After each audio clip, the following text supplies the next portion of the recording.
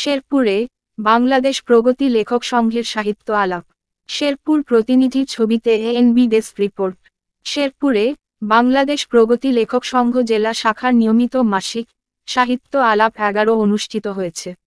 শনিবার 30 নভেম্বর জেলা শহরের নিউমার্কেটস্থ ইনস্টিটিউশন অব ডিপ্লোমা ইঞ্জিনিয়ারিং বাংলাদেশের শেরপুর জেলা শাখার অফিস কক্ষে বাংলাদেশ প্রগতি লেখক সংঘের সভাপতি ডক্টর সুধাম দাসের সভাপতিত্বে অনুষ্ঠিত হয়।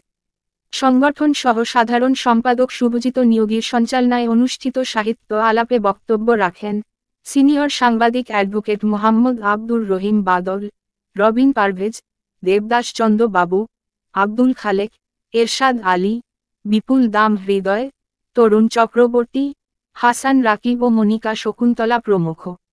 আলাপে সংঘের সাংগঠনিক বিষয়াদি ছাড়াও সাম্প্রতিক বিভিন্ন বিষয়ের ওপর মুক্ত আলোচনা করা হয়।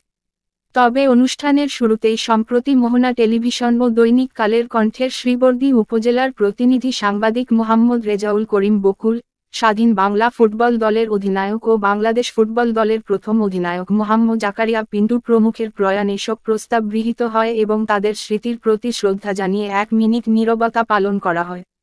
পরে কবিতা পাঠ ও সঙ্গীত পরিবেশনা অনুষ্ঠান অনুষ্ঠিত হয়।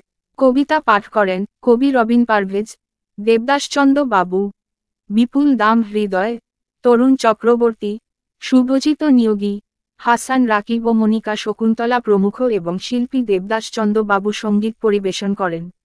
শেরপুরে বাংলাদেশ প্রগতি লেখক সংঘের সাহিত্যালাপ। নিজস্ব প্রতিবেদক।